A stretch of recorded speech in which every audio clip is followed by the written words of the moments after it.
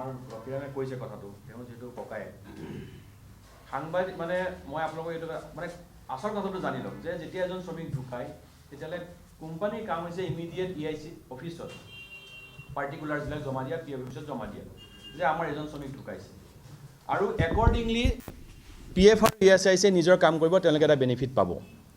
কিন্তু গোটেই ঘটনাটো এনেকুৱা কালাৰ কৰা হ'ল তেওঁলোকে এমাহ ধৰি কোনো কাগজপত্ৰ জমা দিয়া নাই যেতিয়া মই নিজে গৈছো ফিজিক্যালি এওঁলোকক লৈ পেলাই তাত গম পালোঁ যে ইএসআইসি অফিচত নমিনি নাই প্ৰবীণ ৰঙৰ নমিনি কোন হ'ব সিজয় মুণ্ডাৰ নমিনি কোন হ'ব কোনো নমিনি নাই আপ টু ডেট কৰা নাই ইএসআইসি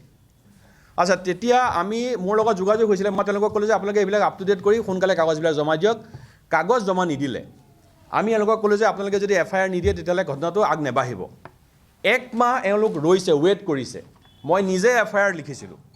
মই এখেতক এফআইআৰ দিলোঁ এক মাহ ৰ'লোঁ যেতিয়া এক মাহ ধৰি এওঁলোকে 1 টকা নেপালে তাৰপিছত তেতিয়া এওঁলোকে কেছ এণ্ট্ৰি কৰিলে চাবুৱা থানাত আৰু ইণ্টাৰেষ্টিং কথা চাবুৱা থানাই প্ৰথম যেতিয়া কেছ এণ্ট্ৰি কৰিছে এইটো ইউডি কৰিছে মই ওচিক নিজে কৈছোঁ যে এইটো ইউডি কেনেকৈ হ'ব এইটো আননেচাৰেল ডেথ নহয় এইটো এক ধৰণৰ মাৰ্ডাৰ তাত মেজাৰ্ছ নথকাকৈ 15 মিনিট কাম কৰি থাকোঁতে হঠাৎ 11 KVত কাৰেণ্ট গুচি গ'ল এইটো জোক নহয় কেনেকৈ গ'ল এইটো ইনকুৱাৰী হ'ব লাগিব এইটো মাৰ্ডাৰ তাৰপিছত যেতিয়া এই ধৰণৰ কথা ক'লোঁ তেতিয়া 89/2024 সেইটো চাবুৱা থানাত এণ্ট্ৰি হ'ল ক্ৰিমিনেল অফেন্স হিচাপে যেতিয়া এইটো ঘটনা ঘটিল তেতিয়া কবিতা ইলেক্ট্ৰনিক্সৰ তেওঁলোকৰ হৰকতে শুৰু হৈ গ'ল এবাৰ কাগজ জমা দিয়ক ইটো কৰক সিটো কৰক এই ধৰণৰ ঘটনা কালি এইটো ঘটনা কৰিলে এতিয়া গোটেই কথাটো এনেকুৱা হৈছে যে চাবুৱা ষ্টেচনত ইয়াৰ আগতো আপোনালোকে ভালকৈ জানে যে তাত পিএফ নাই ইএসআইসি নাই একো নাই ইয়াৰ খুদক 350 টকা তেওঁলোকে কাম কৰে মিনিমাম ৱেজ হৈছে 526 আজিৰ ডেটত আৰু এওঁলোকৰ যিটো ডেথ যিখন ইএসআইসি যিখন তেওঁলোকে কাগজ দিছে তাত কি আছে মিনিমাম ৱেজ আছে 547 মাত্ৰ তাৰমানে সেই বেনিফিটটো তেওঁলোকে কম পাব প্ৰায় 69 rupees কমকৈ দেখুৱাই আছে পাৰ ডে আৰু যেতিয়া এইবিলাক কথা ওলাইছে ইতিমধ্যে পাৰ্লিয়ামেণ্টাৰী যিটো ষ্টেণ্ডিং কমিটি আছে তাত আমি অভিযোগ কৰিছোঁ যেতিয়া এই গোটেই কথাটো আহিছে গেৰিছন ইণ্ডিয়া ৰবীন্দ্ৰৰ চাহাৰণ ই গোটেই কমিশ্যন খায় মেইন মানুহ এমইএছৰ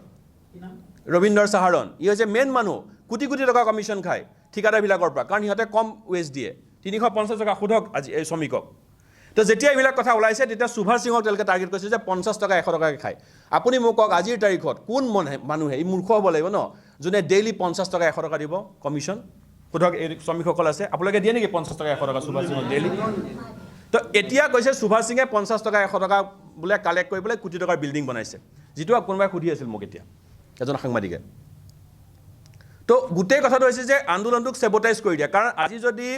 আমি এটা নৰ্মেল হিচাপ কৰিছোঁ যদি তেওঁলোকে 11,900 দেখুৱাইছে টোটেল ৱেজ 26 দিনৰ কিন্তু হ'ব লাগিছিল 13,000 টকা যদি 526কৈ হয় আপুনি হিচাপ কৰক সেইটো কমকৈ দেখুৱাইছে তেওঁলোকে যদি 526কৈ হয় তেতিয়াহ'লে দুইটা ফেমিলিয়ে এৰাউণ্ড 50 লাখ এবভ পাব পিএফ আৰু ইএসআইসি মিলি কিন্তু এতিয়া যিটো তেওঁলোকে কমকৈ দেখুৱাইছে 10,900 টকা 11,900 টকা গতিকে এইটো কমি পেলাই ডিডাক্ট হৈ পেলাই আপোনাৰ প্ৰায় 40 লাখ মান হ'বগৈ ফেমিলি পেঞ্চন এওঁলোকে হোল লাইফ পাব এতিয়া চাবুৱা ষ্টেচনত ভয় খাই আছে গোটেই ঠিকাদাৰ তাত বহুত জাতীয় সংগঠনৰ কিছু মানুহ গোট খাই গৈছে এইটো একদম দুখ লগা কথা যে তেওঁলোক কিছুমান তাৰ প্ৰগতিশীল মানুহো তাত ইনভলভ হৈ গৈছে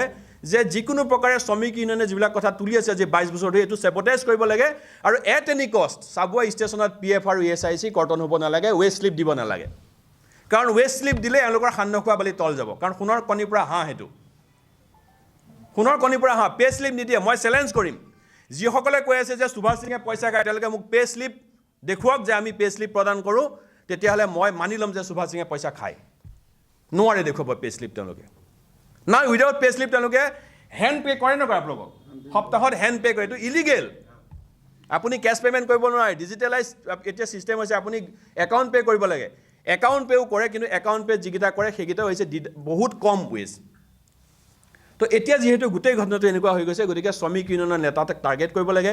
এবং বাংলাদেশী বুলি কৈছে মণিপুৰৰ পৰা আহিছে বোলে বাংলাদেশৰ পৰা আহিছে বিহাৰী সম্প্ৰদায়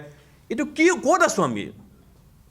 মানে এজন মানুহে কি ইউনিয়ন কৰিব নোৱাৰিব এজন মানুহেতো ৰাইট নাই ভাৰতৰ সংবিধানৰ অধীনত যে মই মোৰ ঘৰৰ ওচৰত থকা শ্ৰমিককেইজনৰ হকৰ কাৰণে মই মাত মাতিম আৰু যেতিয়া মই মাত মাতিম মোক বিহাৰী বুলি গালি পাৰিব মই পইচা খাইছোঁ বুলি মোক মিছা অভিযোগ দিব মই কোটি কোটি টকাৰ বিল্ডিং বনাইছোঁ বুলি দিব এতিয়া সুভাষ সিঙৰ গাড়ী চালক মৰি গ'ল মই আপোনালোকক ডকুমেণ্ট ছাবমিট কৰিম তেওঁলোকে কৈ আছে যে হেৰি কৰা নাই ক্ষতিপূৰণ দিয়া নাই আৰে MSCD কেছ কৰিব লাগিবতো অভয়াপুৰীত গৈ পেলাই কেছ দি দিছে বঙাইগাঁৱত তাৰ কোৰ্টে কৈছে যে আপোনালোকে আমাৰ ওচৰত কেলৈ আহিছে সেইটো জাজমেণ্ট আছে আমাৰ ওচৰত কৈছে আপোনালোকে MSCD ক্লেইম কৰক ঘৈণীয়েক আজি মৰাৰ পিছৰ পৰা গায়ব আৰু যিজন মানুহ মৰিলে সেই মানুহজনক ঘৰৰ পৰা তেজপুত্ৰ কৰিছে কাৰণ বেলেগ কাষ্টৰ ছোৱালী বেলেগ ধৰ্মৰ ছোৱালী বিয়া পাতিছিল মাক বাপেক অহা নাই ঘৈণীয়েকে থাম ইম্প্ৰেশ্যন দি পেলাই ইয়াৰ পৰা আদিত্য হস্পিটেলৰ পৰা ডেড বডি ৰিচিভ কৰিছে তাৰ গোটেই ট্ৰিটমেণ্টৰ খৰচা দিয়া হৈছে সুভাষ সিঙৰ পৰিয়ালে দিছে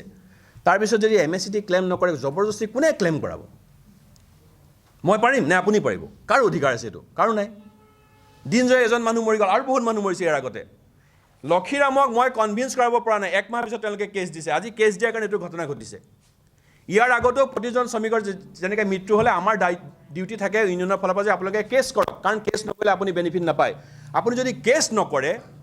আপুনি কেনেকৈ পাব এটা তেওঁলোকে এটা নেগচিয়েশ্যন কৰি টেবুল টু টেবুল বহি পেলাই এটা কৰি লয় সেটেলমেণ্ট তাত কোনোবাই 5 লাখ পাব কোনোবাই 10 লাখ পাব এইটো ঠিকাদাৰ তেওঁলোকে জানে এবাৰ এইটো টাৰ্গেট কৰিছে তেওঁলোকে যে সুভাষ সেনে 50 লাখ লৈছে মই ডকুমেণ্ট ছাবমিট কৰক তেতিয়াহ'লে 50 লাখ ক'ত লৈছিল কোনে এগ্ৰিমেণ্ট কৰিছিলে কাৰ সন্মুখত এগ্ৰিমেণ্ট হৈছিল যোনে দেখিছিল 50 লাখ টকা সুভাষ সিঙে ৰিচিভ কৰা তাৰ 40 লাখ ৰাখি পেলাই 10 লাখ টকা দিছে ফেমিলিক তো বেছলেছ কথা কিছুমান কৈ পেলাই নহয় এইটো আছে দৰকাৰ আছে এইটো দৰকাৰ আছে এইকাৰণে যে বেছলেছ কিছুমান কথা কৈ পেলাই এই দুজন মহিলা যে বিধৱা মহিলা যে প্ৰাপ্য পাবলৈ গৈ আছে এইটোক বাধা দিয়া সেইটোৱে এই গোটেই প্ৰচাৰটোৰ মেইন কথা হৈছে যে এওঁলোকে যাতে প্ৰাপ্যটো নাপায় এওঁলোকক চেবটেজ কৰি দিয়ে এওঁলোকক বাধা দিয়া আমি আপোনালোকৰ যোগেদি সকলোকে এইটোৱে আহ্বান জনাব বিচাৰিছোঁ যে চাবুৱা ষ্টেচনত একো কৰিব নালাগে আমাৰ একদম চিম্পুল দাবী যে শ্ৰম আইন মতে আপুনি যে মানুহক কামত লগাই আপুনি ৱেজ স্লিপ